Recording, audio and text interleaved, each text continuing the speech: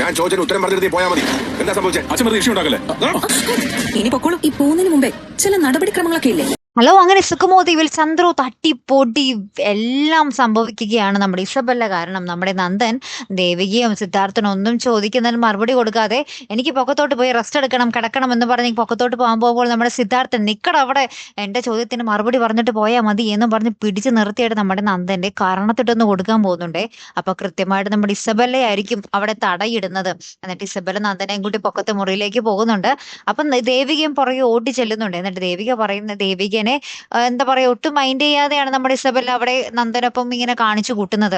Last നമ്മുടെ Isabella ദേവികനെ മാറ്റി നിർത്തി സംസാരിക്കുന്നുണ്ട്.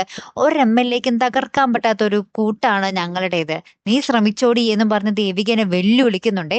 ശേഷം നമ്മുടെ ഇസബല്ല അവിടെ നിന്നും പോകാൻ പോകുമ്പോൾ എന്തോ അവിടെ പ്രശ്നമൊക്കെ സംഭവിക്കുന്നുണ്ട്. നമ്മുടെ ദേവിക ഇനി മേലാൽ ഇവിടെ വരരുതെന്നോ എന്തൊക്കെയോ പറയുമ്പോൾ നമ്മുടെ ഇസബല്ല നമ്മുടെ പ്രഭാവതിയുടെ അടുത്ത് വന്ന് പറയുന്നുണ്ട്, ഞാനിവിടെ വരാതിരിക്കണമെങ്കിൽ എൻ്റെ ഒരു കണ്ടീഷൻ നിങ്ങൾ ശരിവെച്ചേ പറ്റൂ എന്ന് പറഞ്ഞ് നമ്മുടെ പ്രഭാവതിയുടെ മുഖത്ത് നോക്കി പറയുന്ന ഒരു നിമിഷങ്ങളാട്ടോ കൂട്ടുകാരെ നമുക്ക് ഏറ്റവും ഒടുവിൽ കാണുവാൻ സാധിക്കുന്നത്.